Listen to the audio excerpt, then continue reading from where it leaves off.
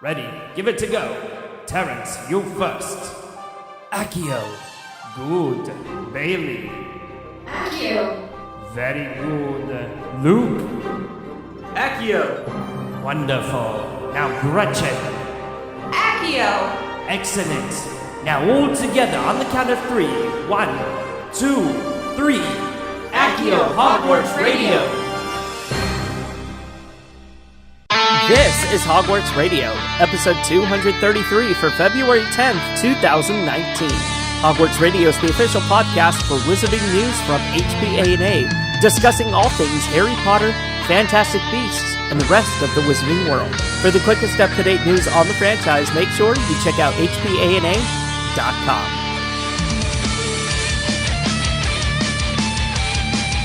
Hello everyone, and this is Hogwarts Radio, broadcasting to Harry Potter fans worldwide since 2008. I'm Terrence Pinkston. I'm Luke Hogan.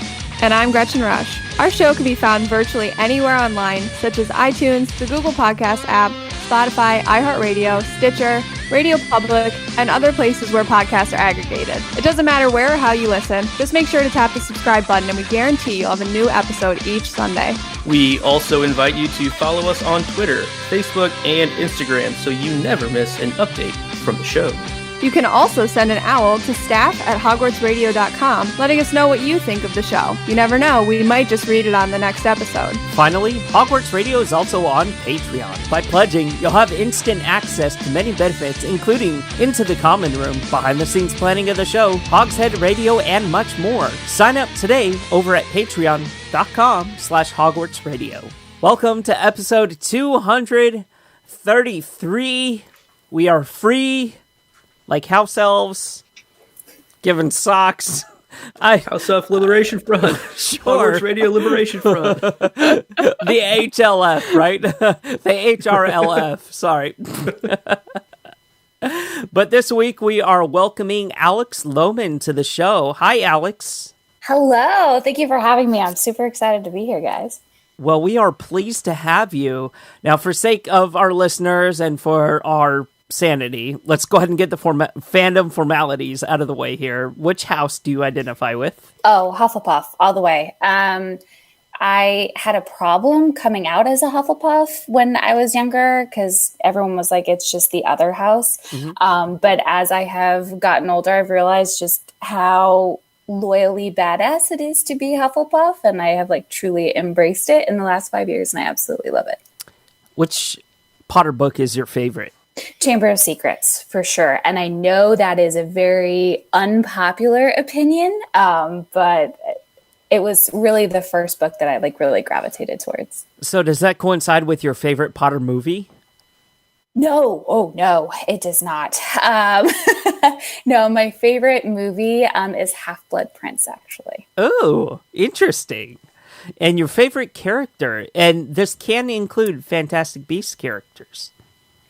I'm going to have to go with Luna Lovegood. She is perfectly strange and wonderful and eclectic, and I just identify with how colorful and just kind of eccentric she is. They're called Thestrals. Sorry, that's my Ivana Lynch impression. Anyway, what is your Patronus?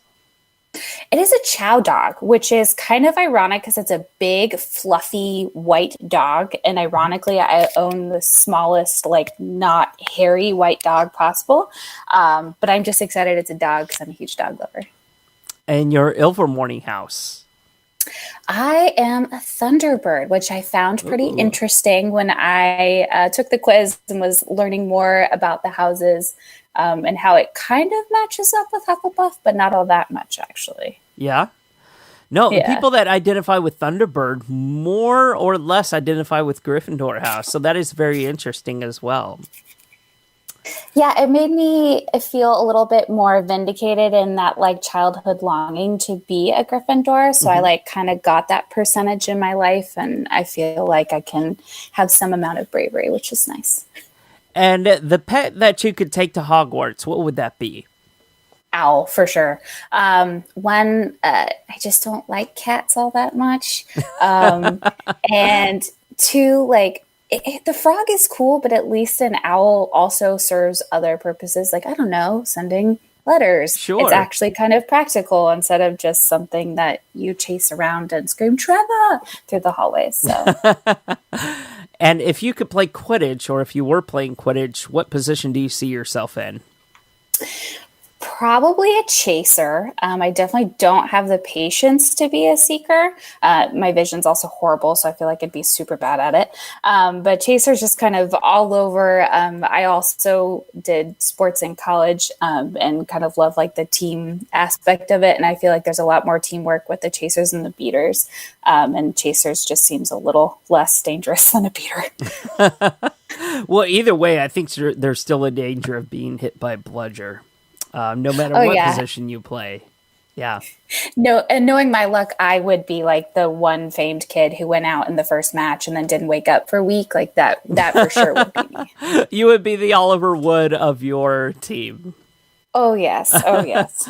Oh, my goodness. Well, it's wonderful to have you on the show, and thank you so much for being on and willing to discuss what we have planned. We have a good show planned for everybody today, and let's go ahead and kick it off with a question that I ran across on Reddit. And this is, guys, I'm sure we thought about this at some point or another in our various thoughts that we've had of the school or the students or whatnot.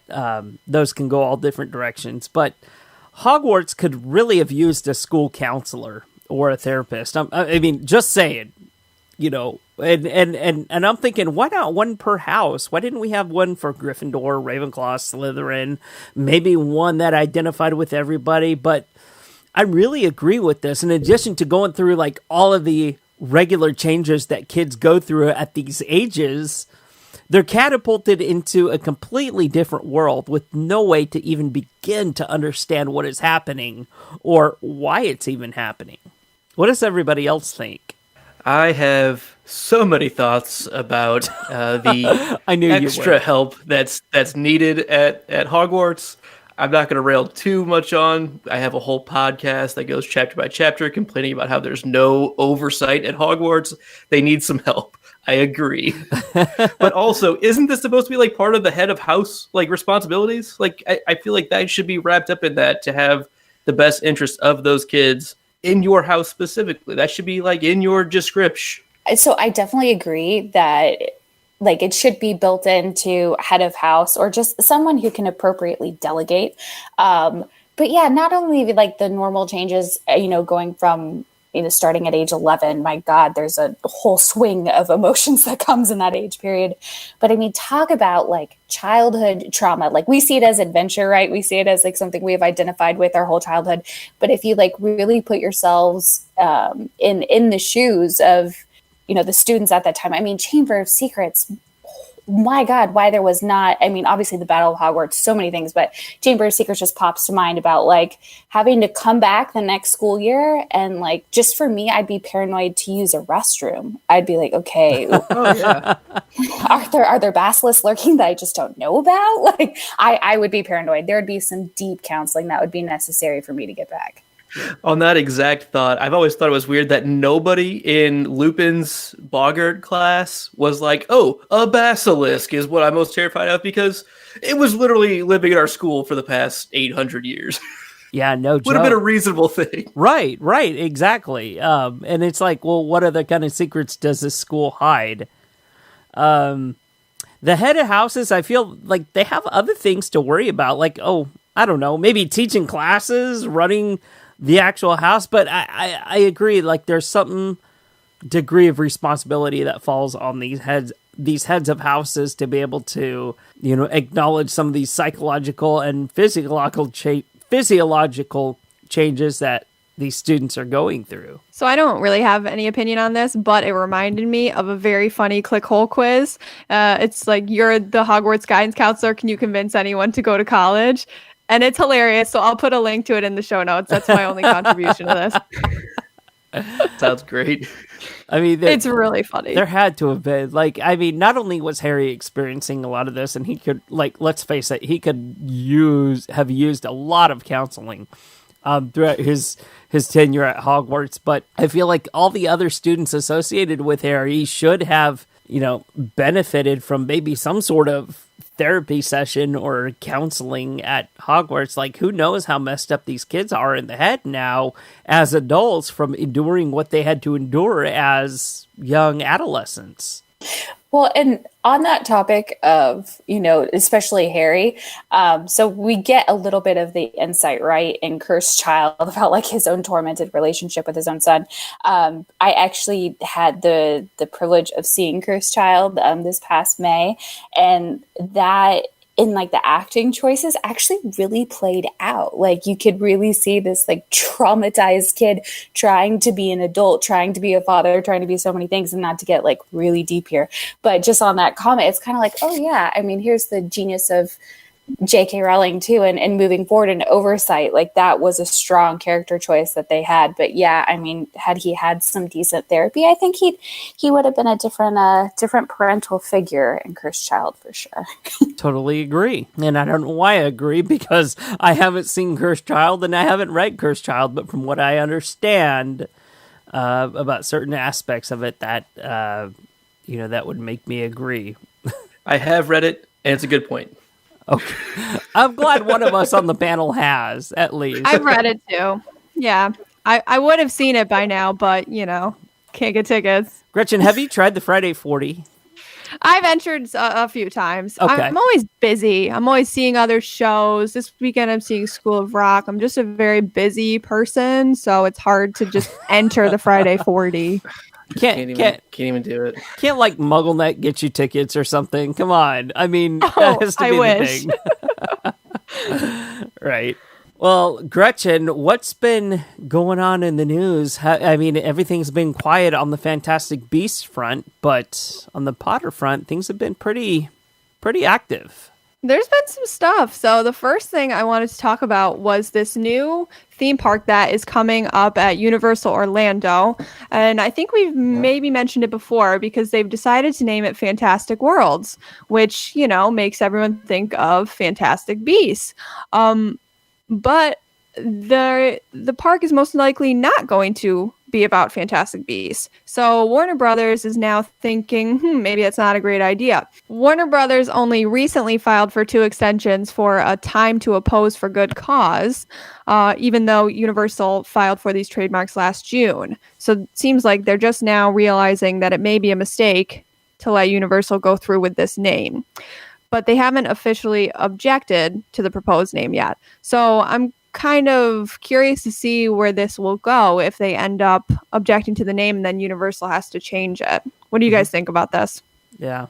No, I mean, Fantastic Worlds definitely seems like a Harry Potter-ish, like a Wizarding World kind of name that they could potentially use for some sort of expansion, I'm sure. By day, I am a lawyer, and I can hear everyone rolling their eyes because no one likes lawyers. But I am a lawyer. I do not practice in this field, but one of my very good friends from law school does, and her clientele had similar issues, I will put it that way. And so I reached out to her to see if she had any comment on this. And she said, while she didn't have comment specifically on this, she was surprised that it took Warner Brothers so long to react to this. Kind of to Gretchen's point. What I found interesting was a good cause to me, and in the legal field means like you genuinely have a good basis. But I guess in the trademark world, it's a little bit backwards that like you can just kind of be like, oh, we have good cause. Just pause this for a couple of seconds. Hold on, I'll formally object later, but just give me a minute to think about this. Mm-hmm. So I kind of started digging down the rabbit hole of trademark procedure, which just was a very long just blog that I just was like, cool, this is why I do not practice trademark law. But long story short, one of my colleagues who practices in this field was just kind of shocked that it took Warner Brothers that long to really respond to it in the way that they did. We recently went through something like this with trademark law with all those, I guess, Harry Potter small town events that were happening and these storefronts being labeled with the particular Wizarding World trademarked items like, oh, you can go to Dervish and Bangs here, or you can go to like Godric's Hollow here, or you can go to like another place here, and they were using these festivals as a way to make money for that particular town. So, I mean, it's very interesting. It's a very deep rabbit hole to jump down, which I'm kind of looking over the edge right now and going, do we really want to go into this? But the name itself, Fantastic Worlds, I mean, do we see something in the future of Warner Brothers possibly developing a Fantastic Beasts kind of maybe experience or addition to the Wizarding World theme park? Is that why they're kind of covering their bases with this, or do we feel like they're overreacting? What's the consensus here? Can I just be the angry one that just says, "Yeah, they're overreacting. Get over it," and just leave it at that? No, you're not allowed to. Yes, I give you permission. It's my segment. Yeah, they're overreacting. Get over it. And I think that Fantastic Worlds could include a Fantastic Beasts portion. I don't know. But I also don't get why Universal would even choose the name Fantastic Worlds. Did they not anticipate this coming up? And that's kind of what I was thinking about. I was like, that was just kind of ballsy to really just go that close to the line and then just be like, okay, come at me. Let me see what we do. And I have to imagine that they given the tightly knit relationship between Warner Brothers and Universal has to have a plan B. Like, if they don't, I think that's rather foolish, and they've gotten this far, so I don't think they are that foolish. I just wonder if it's just like some executive let's play a game of chicken and see how close we can get, and then we'll find out what happens. And so here we are. I'm interested to see how far Universal's willing to take it. So, the thing that frustrates me about it a little bit is fantastic is like such a generic good word. Like, how can you take that and say that it's like an issue? But I understand it's due to the close-knit relationship between these two huge global companies in this exact field that it's by nature, a little they know what they're doing, and at minimum they're creating media out of this, which on either side, I guess, is a choice that somebody's making. Either they're choosing to go after it, or they're choosing to create something that someone will go after. But it's going to make the news. It made our news, so there you go. I know about it now. So, I mean, I suppose that Warner Brothers has to have like a 10-year plan or a 20-year plan. I mean, that's just that's any kind of good business practice for looking further down the line. But part of the agreement, if I can dig back into my memory archives, with Warner Brother and Universal, was that they had to create a new expansion once every 5 years. That was like laid down in the contract whenever Warner Brothers and WB decided to do the Universal theme park. And they have to create like an expansion once every 5 years for the next 20 years.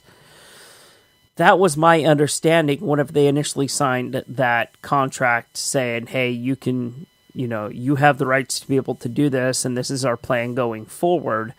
And I assume that Universal kind of has some sort of 20-year plan for all of their different little parks that they have, or attractions within their theme parks. So, I mean, I think it's that Universal is trying to cover all of their bases here, saying Fantastic Worlds. Well, that could be potentially something that we could use, as synonymously as Fantastic Beasts is with the Wizarding World. Well, Fantastic Worlds could kind of maybe fall within that line of something that we would potentially like to do maybe 7 years later, or we actually have the plans for a Fantastic Beasts expansion and we're just not releasing them yet. Yeah, it's very interesting. We'll have to wait and see how this plays out. Exactly. Okay, Gretchy McGretch, the Gretch who stole Gretchmas, Gretchers. What else do we have? Well, we have a bit of news that I wish Bailey was here for, because it relates to her favorite thing, Harry Potter Funkos. Mm-hmm. Funko Pop has added 5 new PEZ dispensers to its selection of Harry Potter collectibles. You can now get Harry, Hermione, Ron, Luna, and Dobby as little PEZ dispensers, and they are available for pre-order now and should be released in February or March. Some of them are cute. Some of them are not cute. Can you guess which one I don't find cute? Dobby. Dobby is horrifying. Okay. He's absolutely horrifying. I think Luna is adorable, and the other three are fine, but Dobby's terrifying. I mean, she's Luna. Always adorable. Yeah. Wearing her Spectre specs, she's just adorable. Yeah, she's for sure the best out of all of them. I mean, not like I'm biased or anything. But I also love Dobby. Dobby is my second favorite character. And so I was really excited about that. And I have to agree, he was really horrifying. I was talking to someone about this and I was like, I don't do PEZ, but like I'm really into the Luna Lovegood one. One of my coworkers is like, what do you mean you don't do PEZ? I'm like, the collectors. But anyway, I showed her the Dobby one. She was like, yeah, that's really horrifying. So I think there's like an objective agreement amongst a lot of HP fans that just Dobby is not doing it at all. So is this I have something... much of an opinion myself on this, but I will speak for Bailey. Good. Please do. The one note she has in the workbook is no. What do you mean no? Like, because I haven't even seen these yet. I haven't even clicked the link. But she says, I just want the Funkos limited to pops and keychains. I think PEZ and pens and whatnot are a bit much. She doesn't like pens. I have a pen, and it's so stinking cute. I have the Ron Quidditch pen, and I think it's the cutest thing ever. That makes me sad. So you guys figure it out between yourselves. Fine. So haven't they already come out with, for those that are saying, wait, hang on, they've come out with Harry Potter PEZ dispensers like 5 years ago, right? Yes, these are new ones. Oh, these are totally new. And they have the Funko heads on top of them. Is that right? Yeah, they look pretty much like if you bought like a Funko pen or a Funko keychain. It's that type of look just on top of a PEZ dispenser. That is mortifying. Because Funko in itself really, I mean, Harry Potter Funkos, yeah, some look cute, and I'm looking at the 20 or so I have on my desk right now. Some of them are cute, some of them are gorgeous, some of them are smarmy looking. Oh, I'm holding it up to the camera and I have the camera off. But I just don't see how these would work as PEZ dispensers. So I just opened the link. So here's my initial take. Luna, super cute. Definitely. The specs sell it. It's good. Dobby just looks like a bat. That's it. It just looks like a big floppy bat, which is awkward and weird. Come on, the Sorting Hat looks like a poop emoji, right? I don't like the look of those ones. Oh my god, yes. And maybe it's just like the small picture that I have it like split on, but no, that's poop emoji right there. Put some eyes on it and sold. I feel sorry if Hershey's Kiss ever came out with a PEZ dispenser. That would be horrible. But sorry, Funko. Yeah, sorry, Funko. I'm gonna say this is a thumbs down for me. This is a no. I'm not going to be buying this. I'm not going to be looking for this at the stores, and I'm sure if I do, this will make me spit out whatever food or drink I have in my mouth at the time. I just don't like a PEZ dispenser. Yeah, kind of. Well, not from the neck, hopefully.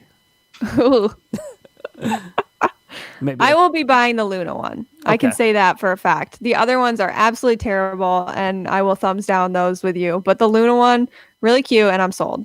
Okay. We're unanimous. On to other things that you can buy. So Classic Stills has released a set of fine art prints from Sorcerer's Stone.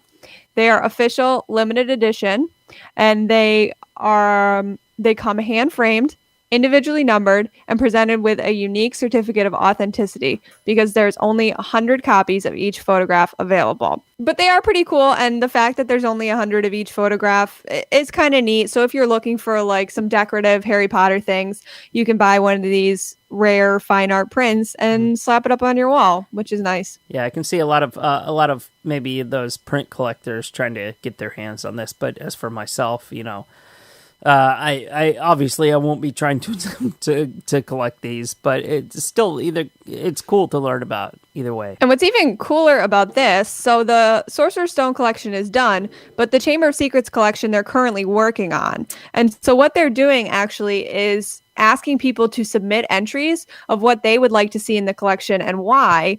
And then they will choose the winning entries to be part of the collection, and each winner will receive the print number 1 of their chosen moment in a 16 by 20 frame. Oh, that's cool. So that's pretty cool. You have to enter by the end of February, I believe, and the winning entries will be announced on March 31st. So I'll put the link to that in the show notes as well, because it's pretty cool. I like the way that they are trying to get the fans involved with this and picking out the best moments, because they could easily pick out one of the moments that the fans totally disagree with. So, guys, this is all on us. Submit your thoughts to that link that we provide. I already submitted mine, so no one else submit it, okay? I'm not going to tell you what it is, but just don't. I was going to say, what did you submit, Gretchers? I'm not even going to tell you. I'll tell you it was near the end of the movie. Ooh. Is it anything. Is it the sock being presented to Dobby? Stop it! I'm sorry, I'm a seer. I'm really a seer. Stop You actually it. you sent it to the fake link that we sent you. You just sent it to us. Oh, that's right. So you guys can submit it and win. I knew It's it! like, oh, that was a great one. Let's use this one. We're curating on our end. Think about the iconic moments in that movie, and Dobby presented with a sock is like the most iconic moment at the end of the movie. I'm hoping that Dobby a sock. Yeah. I'm hoping my reasoning is enough to have mine picked out of all of the submissions of Harry giving Dobby the sock. Oh yeah, Is it because you also wear socks? How did you know? Sorry, Wait. I have to leave. I'm sorry. Gretchen wears socks? What the hell is this? This Only is backwards sometimes. magic here. I only wear Harry Potter socks, so it all comes full circle. Oh, speaking of, did you last all the way to the 25th of December in your advent calendar with your Harry Potter socks? You bet I did. Okay, just wondering. Nice. I take advent calendars very seriously. My boyfriend is Jewish, so he didn't know how they work. And I was like, no, you open it one a day. And he's like, oh, okay, I don't care. So sometimes we forgot to do it. But I like the method of opening one a day. So we made it to the 25th. He had Star Wars, I had Harry Potter. It was a beautiful marriage. That's awesome.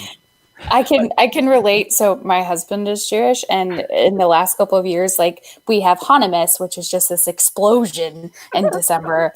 But it's like advent calendars and candles and dreidels foods and everything. And oh my gosh, it's madness. Yeah. But it's wonderful. But on the point of fan suggestions, what I love about this is Ron makes the best facial expressions throughout the entire Chamber of Secrets, that there are just so many moments that I'm like, Ron in the Forbidden Forest, Ron in the Fort Anglia, like just his face where it's just, I'm like, yes, I would love a still of that blown up, because every time I watch, it just cracks me up. So I feel like there's so many brilliant suggestions that fans could have for the stills. Exactly like that. Yes. That's a great idea. That's such a good point. Terrence is reenacting them for us. That's good. I do agree that Ron steals that movie. For all of the hate that movie gets for being so long, it's the closest to the books as any of them, almost to its detriment, which I get. But Ron is brilliant. I mean, he is at his best in that movie. I love Rupert Grint, but I'm with you. It's iconic Ron facial moments. I get so much flack for liking the end of this movie. And guys, I mean, like, there's no Hogwarts without you, Hagrid. That is like the most brilliant thing ever. I'm sorry. There's like, it gets my heart going every single time. Mm-hmm. It's my favorite movie, so Part of that movie, in my opinion. Terrence, get him. Oh, Another time. I apologize. yeah. Well, Anyway, I've done it without you. couldn't have done it without We Anyway. can be friends later. you. Anyway, Is that a shame bell? no, that was Boxing Dumbledore hitting bell? the glass. I was trying to play it. You ruined everything. I'm gonna go to my room. It's not Hogwarts without you, Hagrid. There's no Hogwarts. And you know what's funny is because I get choked up every single time we're in the theme park, right? And they play the soundtracks to the movie, right? And they play this, and like at the end of, what is it? Oh my God. It's the end of Forbidden Journey where they play that. And like everybody's clapping and everything. And hell, every time I'm on that ride, I just start clapping at the very end and everybody joins in. And it's just such a magical moment. Which kind of makes me wonder, Luke, how many pieces of your soul are riddled different places if you think that is the weakest part of the movie, because everyone here is having an emotional connection but you, which just makes me really wonder, how many Horcruxes are you divided into? I need to take that under advisement with my, my retainer. I will get back to you in the morning with an official letter. And my official response. I choose to say nothing right now. Oh my God. I must be the only one that tears up whenever the end of that. And like, if you time it just right in the Wizarding World theme park and you round that corner whenever that music is playing and you get that full on view of Hogwarts, Jesus, the waterworks just, they fly. Moving on to Harry Potter the Exhibition. In case you've never heard of Harry Potter the Exhibition, let me tell you about it.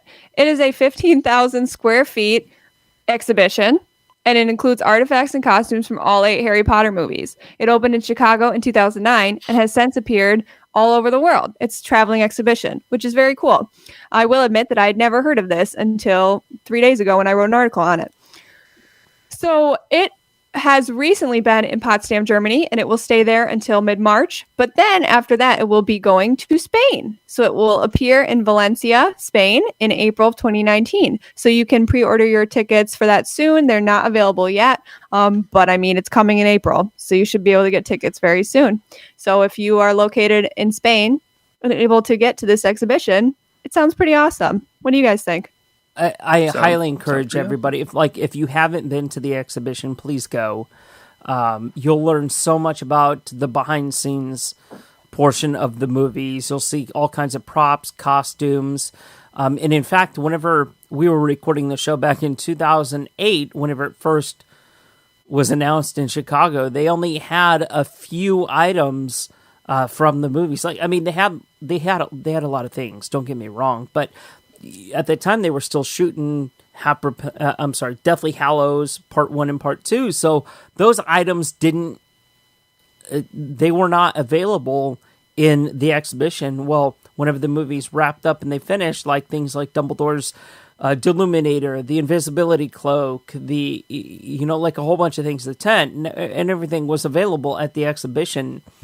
So these are the real things that the actors used in the movies. And if you want to go and learn all about the different types of props and the different things and see how many glasses Daniel Radcliffe had to use in shooting these films, please go to the exhibition. I guarantee you're not going to be disappointed. Cool. I agree.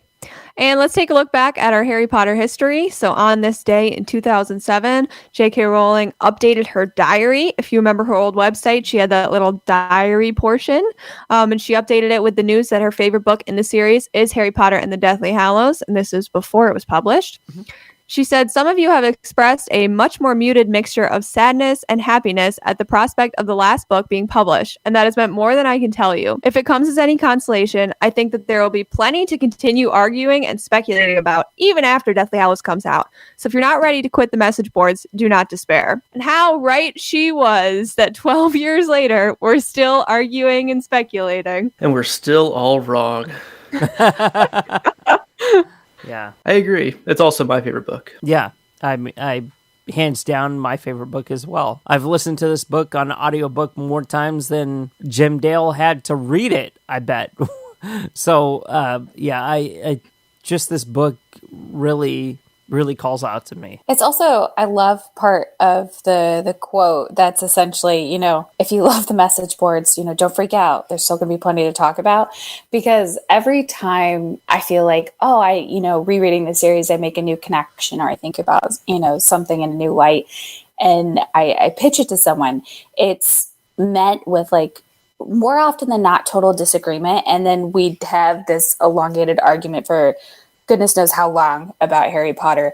But in the back of my mind, I'm also thinking $5 says we're probably both wrong, because JK probably has like this next level answer that none of us have ever thought about. Right. And one day she's going to mic drop it on Pottermore and we're all going to be put to shame. And so I love that, you know, how many years later she'll leave these little nuggets for us on Pottermore, and the whole Potter community freaks out, and it's like, I was right, I was wrong, or we all miss this so badly. And it's the genius of her as a story crafter. And so I love that quote. That's just so much her and just one soundbite, essentially. Yeah, no, she's totally, I mean, we've said this time and time again, but she's a literary genius. And I think all of that we can agree on. I mean, we're still here talking about her works 11 and a half movies after the book has come out. So, I mean, she's definitely right about that, and we can continue speculating for years to come. Thank you to this Fantastic Beasts film series as well. And that is it for our news this week. All right. Well, thank you so much, Gretchen. Let's jump straight into our discussion this week. And this is a topic that we've kind of had discussions between ourselves before. It's something that we haven't talked about in length, but we wanted to kind of break down what types of ideas we would like to see for a Wizarding World streaming series. Now that streaming has been, you know, in the front of many platforms for the past couple of years, and people have been begging for a Netflix kind of Harry Potter / Wizarding World series. And that got me thinking, well, what kind of story would we like for them to tell? So let's start out with the first one here, the entire series. Would we like the entire series retold? Now, as we know, Amazon is remaking all of the Lord of the Rings films, and they come out around the same time as,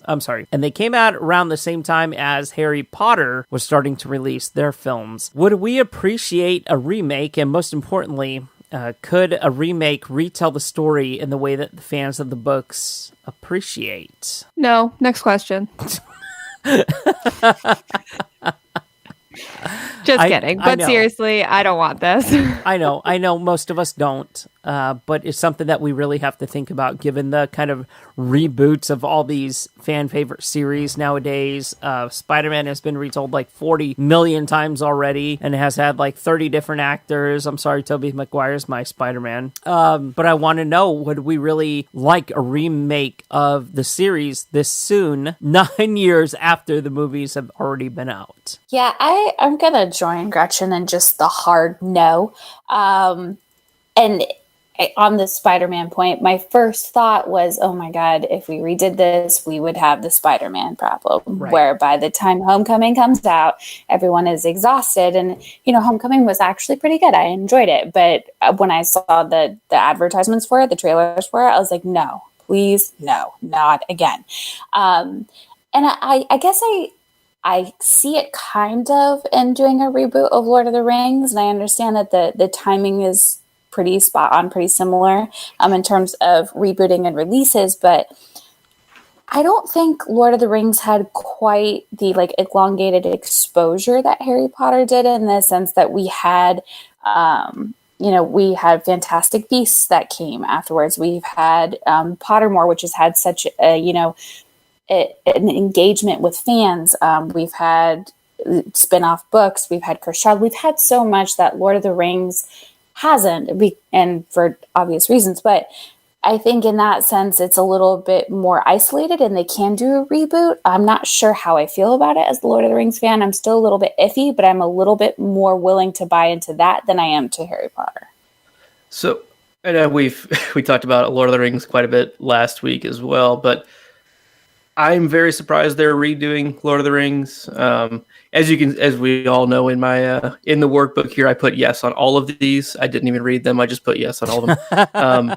But I'm pretty frustrated that they're doing Lord of the Rings like this, because I love those movies so much. And I'll just end this tangent pretty quick. But those books came out 50 years before the movies did. So it's a little bit different of the social cachet that Harry Potter had, because it was this huge worldwide sensation as a book series and as a movie series, and with the dawn of the internet becoming so prevalent and easily accessible for the number of people that it did, it just fed into it even more. So it's kind of hard to look at them apples to apples in that case. And another thing, Lord of the Rings, Peter Jackson films, and I don't think they did a very good job with that. They overdid it, and that's not what I want out of this. I was hoping they'd do something else coming up, but that's for a topic for another day. For Harry Potter, the entire series, again, as I guess as a Netflix show, I'm going to still say yes, just because I want it. I don't want it right now. I don't want it to start filming right now, but in sometime in the future, I think it could be done really well. In a lot of these, I think I'm going to be going, I think they could be good animated stories, and to really get it done right and keep the budgets down to make sure that it continues to be done right, and not sacrificed for budget reasons. Well, Luke, wasn't Lord of the Rings an animated film first? It was originally, yeah. They did a very abbreviated, abridged version of it, which really, actually, I think it was just The Hobbit, wasn't it? Yeah, they in the just 70s, did The Hobbit. right? And even that was abridged, and that's a short book. So it's, yeah. But I also think the animation community, that whole genre has become so much more pervasive and successful on average, and not just a one-off film that's not a Disney film. Like most animated movies that have been incredibly successful over the years have been produced by Disney. And so I don't know if it's directly comparable on that, but... So, quick note, there was a Lord of the Rings animated. It came out in 1978. Okay. I couldn't remember. I've probably seen it. You knew. I don't. You knew at heart. I have it. You have the VHS. I've got it on vinyl somewhere. So do we feel The like soundtrack. Do we feel like fans would be welcoming to a remake of the series? Like, I mean, the general Harry Potter fan, maybe even as an animated series, or would we feel like, given the way that we grew up with the series, like with the dawn of the internet and, you know, reliving through the whole .com explosion here, do we feel like it would be too soon? I mean, let's face it, the first movie came out, in 2001, so that's a good 18 years ago. Almost 18 years ago. I guess I finally understand, like, when I was younger and I was first getting into Star Wars, and I was like, oh, it could be cool to do a reboot. And there were those fans who were like, no, you do not touch it. You do not change it. And had that, like, get off my lawn response. Well, now I am that get off my lawn response. And I think at least this generation of fan is very much going to have that response now, as kind of the OGs, the OGs of the Harry Potter fans kind of get older and start having kids and kind of in the Potter world. I could see there being a movement, but selfishly, I just think it's too soon, and it's just my old lady response to it. And I think across the board, you would definitely get that response, at least for a large, cohort of the fan following. Let's talk about another series that could possibly take place, and this one being the Marauders. Now, this is always a hot request. For years, Harry Potter fans have been calling for some kind of a Marauder story. How could it be done? More importantly, would it actually work? Yeah, I'd be down with this one. I think out of all of them, this one is also the most likely, just because so many people do want to see it. And I think there's a lot there that Joe knows and hasn't told us. So I think there's a lot of creativity that can go into it. It can be a lot of new stories that tie into. She loves tying into things that already exist in the Potter universe. This is great for her. So I see this being the most likely out of all the options. And also, I think people want it. I personally think it's very interesting to look back at their lives and what Hogwarts was like then. I personally would love to see it in pretty much any format. So I wrote yes, but because Gretchen said yes, I'm going to say no. I think it would be good, and I think a lot of people want it, so I think the potential is certainly there, and timing on this, I think it would make sense to do it fairly soon. The one kind of disclaimer to that, I feel like the strength of these characters that we have is almost in the mental canon that we've created about what it would have been like. And if it doesn't live up to that, it's just high expectations, and almost some of the mystery of those relationships between those four and the other characters that we know in that time. I think it makes the main series stronger, not having all of the details of that. But I mean, I would definitely watch it. No doubt. Yeah, and to that point, when I saw this pitch on the workbook, my first thought was, well, absolutely, just because of how much of the fanfic that's out there is about the Marauders and the history behind it, and how the fan base would definitely want this, and linking it back and giving the historical context. And there's also so much just beyond the Marauders, the group itself, that you could really explore, and Joe's attention to detail and tracing it forward, there'd be so much opportunity for her. So I'm actually a little bit more pro, but I do like the point that there is something to the series where there's just room for the imagination of the fan to grow. I do kind of like that idea. I also love to see a series about this. Yeah, I mean, I think Luke kind of hit it on the head with this story. Joe had a lot of information in her head about it. If not, she wouldn't have written the prequel that she wrote years ago about this. And that just shows like the kind of tease of information that she has, like the interaction with the Marauders and maybe Muggles during the summer, and the kind of hell that they used to raise and all that other stuff. So, I definitely think that this is something that could ignite the imagination of J.K. Rowling to where, she said before that if I don't have kind of like that passion, then I won't write about it. Well, this could be something that she's passionate about out of anything that we're about to discuss today, that, she could really flush out a story about. One final thought I have on that in the dissenting vote is these characters, again, they're kind of almost larger than life figures in our main series, right? They're almost like tall tales of, the hijinks and everything. And like thinking back to like, oh, my dad, he was wild in high school. It's like, oh, he did like this one thing and like it wasn't that big of a deal. Like that's what I think. If you look at it, yes, I mean, it's a story. She can make it whatever she wants. Absolutely. But like the realistic side of it, it's almost like they probably weren't that crazy. Like following the twins around, it'd be fun here and there, but most of the time it's still just schoolwork. They don't have big dark wizards coming in trying to take over the whole school, which is, how do you not succeed in that after so many times of trying? Right. But that's my only final point there, as it might just not live up to it, and it might just be better off staying as the kind of in Harry's story, urban legends, like the tall tale figures. I don't know. Agreed. So let's move on. Let's talk about the Founders, how that could be a potential series, and people could really discover the story behind the school, what led the Founders to open a school geared towards teaching magic. And Gretchen, you had an interesting note about this not being a full-fledged series, but really being something else. I feel like the Founders would be a really cool like TV miniseries or TV movie.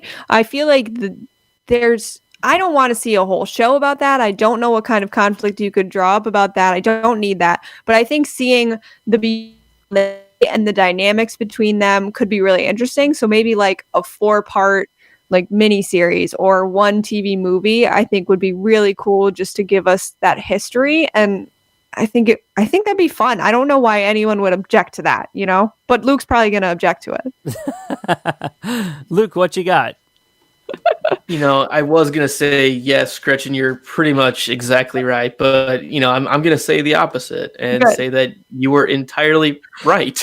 It's no, I think I completely agree with it. Should be, either one movie, even a made for TV movie, I'd be okay with that. Make it a 2-hour special. Because if you really start stretching it out, like some of my favorite shows, it's like they're great and they get to that final season or two and it's just drawing on because it still has the viewers, but they're just out of material. It's like just pull the cord at this point. Like, just get it done with. And like, I think there's a ton of material there, but again, I think it's the mystique of it that you need to keep. You need to keep some of it still wrapped up in shadows. You can't have every single answer. And I think if you start getting every single answer, it kind of destroys some of the magic of it. But I think some of the interrelationships between those four, witches and wizards would be really, really neat. Hogwarts origins. So this particular one, I wanted to be more motivated on it, and I actually really wasn't. I agree. It could be a really great mini series. I thought about, kind of like would we have enough content question. I do think there's some fun things to explore, especially in terms of, future references to the houses and kind of establishments of canons of each house, even as it relates to, the Horcruxes and the artifacts that are identified for each house. Like, is there something to tease out there and what attracts Voldemort, Tom Riddle to them? I don't know. My brain went 5,000 places. I was like, then are we going to run into the we're dwindling on and worth it topic that kind of Luke just delved into? This of the ones that were pitched wasn't my favorite, but could definitely be entertaining. I'll put it that way. I think you touched on something that reminded me of the show Once Upon a Time, where if you've ever seen it, it's all about fairy tales and hey, it's also in the real world, and they're much different than what you've always heard. And I feel like that could almost play a part into this of hey, this backstory and this house culture that is created by these founders, it might have been entirely different, and just been misconstrued and changed and morphed over the next 900,000 years, whatever it is. And I think that could be an interesting spin. And one other kind of pro for it is we don't know much about these characters. There could be so much more involved than just founding the school. I don't think every wizard out there doesn't have a family like almost all of the Hogwarts professors do. So I think it's easy to kind of get into that mental thought that interaction, I think, could be a dynamic that they unpack and go for. Yeah, definitely. So let's talk about the first Wizarding War and how that would work as a streaming series.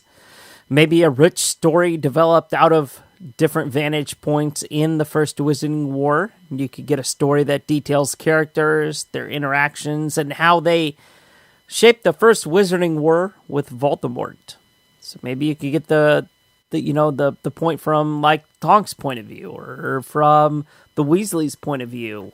Maybe from Remus Lupin's point of view, which would be very interesting. And that entire series could be like a vantage point series where the first season you follow the Weasleys, second you follow Remus Lupin, third you follow the Potters, yada yada, until it ends up ending how we know it ends, with the death of the Potters and the death of Voldemort. I am really enjoying, if you've seen Severus Snape and the Marauders, the same people who did that, Broad Strokes, they are doing right now a podcast. It's basically a radio show. It's got music, it's got sound effects and Foley, and incredible voice actors and actresses, and it's called The Great Wizarding War, and it's really, really cool. It's cool to listen to. They've written a great story, and they also, after each episode, do a talk back where they kind of talk about writing it and creating it. So I'm pretty happy with that. I don't feel like I need much more than that, and I also love being able to listen to things that the fans create. I don't always need my content to be from Joe. So I'm pretty pleased with the high quality fan art and fan work that we get. So I'm really digging that. But Gretchers, it's not canon. It's not. I don't canon care. If it okay. I don't need it to be canon. Oh, well, see, that's where we differ. I have to have that approval from Joe. I have to You're know. You're talking to an established fanfic writer. Yeah, she gave up on that a long time ago. What is canon? I don't care about that. Cannons go boom. Luke, what about you? I mean, first Wizarding War. What do you think? Yeah, it could be good. I feel like it's. I don't want it right now. I think it's too close to what we're getting and what we've already gotten. We've gotten the final, battle at Hogwarts and all the build up to that, and we're getting the rise of Grindelwald right now. Like, to me, that's good enough right now. It doesn't always have to be the big dynamic, I don't know, conflicts that we see. Yeah, it's easy to sell. I mean, war historians are all over the place, but at the same time, I think there are other stories that are worth telling before we get that. Eventually, yes. Right now, no. What about different stories from wizarding schools around the world? Now, are we really ready to dive into other wizarding school locations, such as Ilvermorny, Beauxbatons, Durmstrang, the other ones located throughout the globe? Oh, you mean Castello Brushu, Yeah. Mahutukoru? Yeah, there you go. Yeah, Takabella. Oh, those were the real names. Don't hate. Oh, really? Yeah. Oh. Castle Brushu's in Brazil. Oh, Mahutukoru's in Japan. oh. You thought he was making that up? He's prepared. I'm sorry. Dang, I'm a bad Harry Potter fan. I really am. Koldovort is in Russia. Ah, Koldovor, of course. I forgot that one. Our friends in Soviet Russia. Koldovstorets. Right. I really did forget about the other There's some good stories in there that we should start getting. I mean, it's been very, let's go ahead and say it, white-centric overall. Everything we've seen has been incredibly, Caucasian-based. I think it would be a strong step forward for some of the major principles of the stories of inclusion and coming togetherness, that we should get some more diversity in the stories and promote those other fans in the community that are from some of these areas. Not everyone is, Brit-centric or American-centric. And I think this is a strong platform to promote something like that on a global scale. Mm-hmm. I would love to see it to that point. It being told contemporaneous too with the original plot of Harry Potter, to see how the events that were happening at Hogwarts and in, essentially the European Union, UK, how they were either like interpreted across the globe, or how like the rest of the international wizarding community was reacting to these events. Was this such an isolated thing? I think that would be really, really fascinating. Also for the diversity, but especially with a lot of, efforts that Joe's made in casting decisions, in the films and in place to really diversify the Harry Potter universe. I think it's something she would be super into. And also, for the record, Taco Bell Shoe is where Alex Lohman for sure lives. I'm just going to put that out there. It is very real to me, Terrence. Thank you. You're welcome. I knew that somebody on the panel could identify with that. Can I say I still miss the volcano burritos at Taco Bell Shoe? Gosh, those were so good. Oh, man. Those house elves must be up all night making those. So very interesting thoughts from other wizarding schools across the world. What about a Quidditch series? Now, this could be interesting. A Quidditch team that's not supposed to make it does make it all the way to the Quidditch World Cup, and it's a true underdog story. What are our thoughts on a Quidditch series? Is this something that will grab people's attention? Or do we think that this is something that can be explained within maybe one or two episodes of one of these other series that we have? I think it probably would be the sweet spot to have it integrated into another miniseries, because I don't know if there really is enough content to drag it out. But my sports fan loving heart would love to see a Quidditch miniseries. And sarcastically, I'd even put, does Victor Crumb come out of retirement to coach the underdogs? Because you put, the true underdog story, and two things popped into my head, obviously dodgeball. And then also, like the Mighty Ducks, like D3, like coming back. And so it was interesting, but there's also just a lot of like history. There's a lot of references to different Quidditch players, different teams, different clubs that are just spattered throughout the series that I would love to see aggregated in a concentrated way. I just don't know if it's enough to like be substantive enough for its own entire film or miniseries, however we would conceptualize it. Yeah. Luke, you're getting ready to say something. I know you are. You're on the edge of your seat right there. You got your mute button off. You're like, okay, go. Yeah, no, I think there's a lot of really cool things they could do with this. I mean, sports movies pretty much typically do pretty well. I mean, let's be honest, some of the classics are sports movies, and people that love sports movies love the idea of the teamwork and the camaraderie and the hardships that befall a team through a whole season. I really think you could do something really neat with like a 30 for 30 type thing, or like a Hard Knocks, or something where it's just like an expose on the teams, completely fabricated, obviously, but you create real drama from like the locker room, and that's all you get to see. I mean, you get to see a little bit of clips here and there of the playing, but it's not about the games. It's about the teamwork and the team hardships that they go through. And you know, I didn't get the raise that I wanted. I just think that it would put it in such a reality that, yeah, it's a completely fictional game, but it feels real. And another movie right along with like Dodgeball that you threw in there was like Basketball. It's a completely fabricated game, but it's a pretty solid movie. Like, it works, and I don't think it would be hard to sell something like this, at least for like a one-off. You know, like I said, like a 30 for 30. Like, hey, we're gonna go through, because I mean, Quidditch Through the Ages. The book itself has, I mean, so many teams in it. I don't even know how many. But like these teams, like the basis is already started. And yes, I do have it sitting here. But like like the crux of them are started, and like some of the personality of the teams are already there. Yeah. You can just roll with it. By the way, I would love to see a 30 for 30 on the Quidditch World Cup. That would be fascinating. And then a Hard Knocks on the Hollyhead Harpies. That would be brilliant. The Harpies were like the main reason I was like, that's a hornet's nest of drama. Yeah. And I mean that the best way. I mean that the best way. Exactly. Oh my gosh, ESPN, we have just given you gold. All female team. I mean, can you imagine you mentioned basketball. Can you imagine like a series like I don't know, Gobstwidditch or something like that? Like Gobstones and Quidditch together.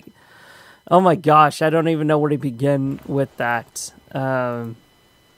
Definitely a bunch of things that you could do with a Quidditch series, and I could see where that could be the comedy relief out of everything that we've listed here. Sorry, I do have one last final thought on the Quidditch thing, and then I'll let it go. A Sandlot style. Oh my! I mean, God. Come on. How can that not be like the most? It's exactly what it should be, right? You have the dog, you have Fluffy. So that could be like the thing where like, oh my God, they stole the quaffle. Well, we can't play without a quaffle. This quaffle was signed by Victor Crumb. Victor Crumb? Exactly. Oh my God. Yes, I could see that. Benny the Jet stole the Nimbus. Yeah, I could see. Yeah, exactly. Like Benny the Jet does a wrong ski feint. Like Benny the Jet, like it became legend that he, like, a dragon flew all around Hogwarts. Well, I guess Harry kind of did that. Never mind. Movie only. Yeah, there you go. Sorry. That would have been in the extended edition of Goblet of Fire had we have gotten that. All right, so let's talk about a Ministry of Magic series. How cool would this be? Each season follows a different department or a different floor.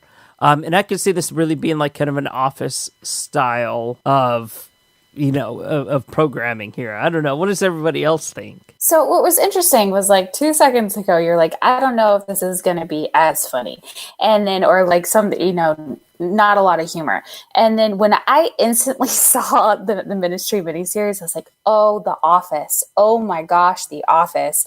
With like the one-on-one like docu interviews of just like disgruntled Ministry employee. Like I get this like almost like Goblin liaison vibe to Gringotts. That's essentially, oh my gosh, I am blanking on, Dwight. Farms. Thank you, Dwight. I knew where we were going with that.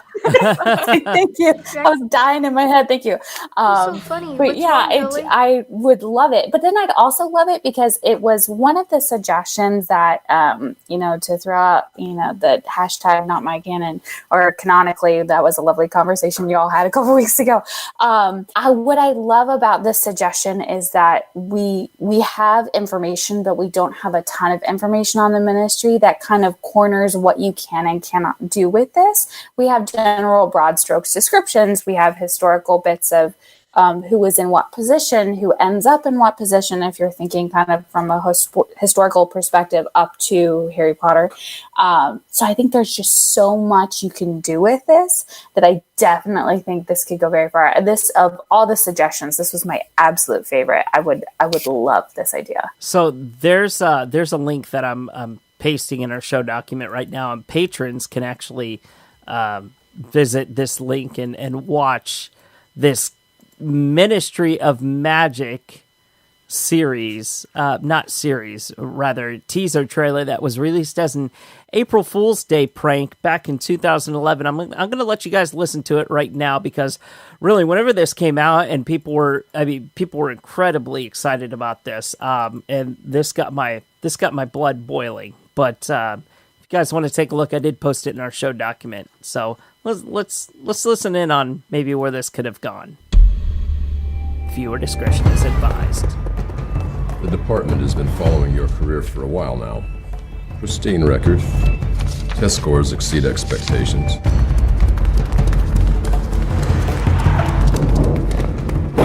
This is an elite unit. The only probability higher than you quitting is you getting killed. We hunt the darkest, most depraved criminals in the world.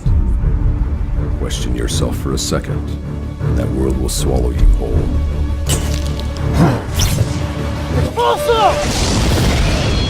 Welcome to the horrors.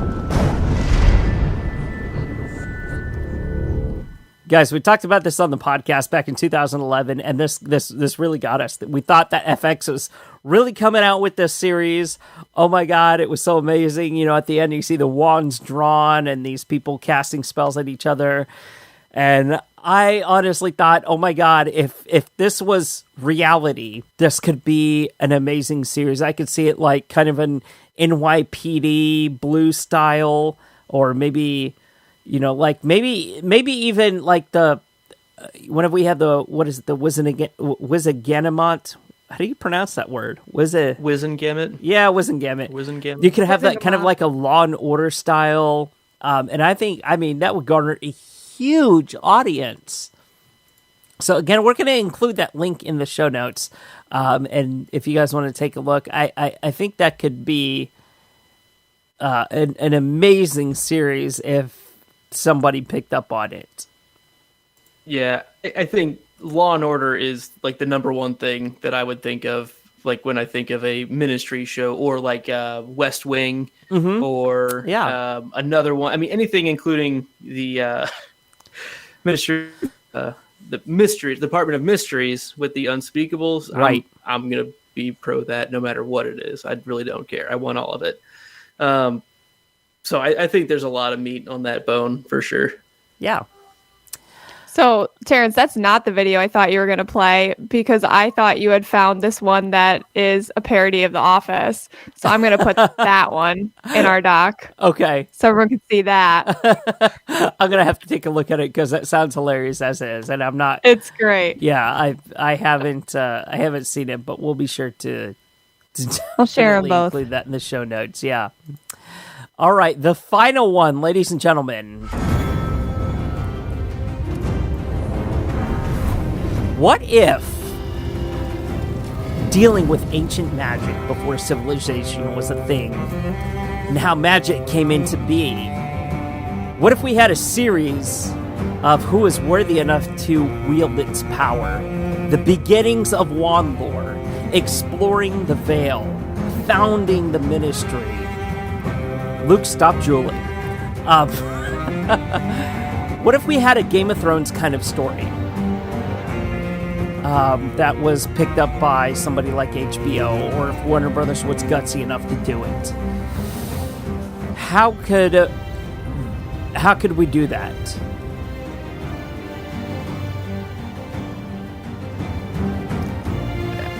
I don't know if it works.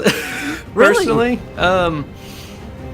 because if I'm going to be a stickler, the magic all works differently. Bothers me a bit. I don't know. It's just so different because that's high fantasy and this is low fantasy. It's hard to really mix that. And I think what you could maybe do story as closer to this, as more of a medieval, period piece. I think you can get closer to it. It's still kind of difficult to really get there. Yes, you can have fantastic beasts and dragons. So, I mean, what am I talking about? You're basically already there. Just make the Founders show and you have Game of Thrones. Nice. Wizards of Thrones. I love it. Wizards of Thrones. Yeah, that was exactly what I was picturing. That's kind of the first thing I thought when you talk about like histories and origins. You think back to the founders of Hogwarts. So I feel like I agree with Luke. That's the only way it would make any sense. Mm-hmm. Yeah. I don't know. What about you, Alex? Do you watch Wizards of Thrones? Do you watch Game of Thrones? Yes, I watch Wizards of Thrones. No, we are big fans in my house. And actually, at the top, I want to ask a question. Terrence, did you practice reading that question with the Game of Thrones theme song in the background? Because there was just this really great timing and also this very deeply dramatic reading of the question. I was like, this sounds like there was some theatrical thought put into this as a amateur actress. I truly appreciated that, so thank you. Oh yeah, you're welcome. That's no, absolutely. I got to bed about 2:30 last night. No, I'm totally kidding. He's got a master's degree in podcasting. I do. I have my master's. We've already established this. I'm a wizard at podcasting. No, no.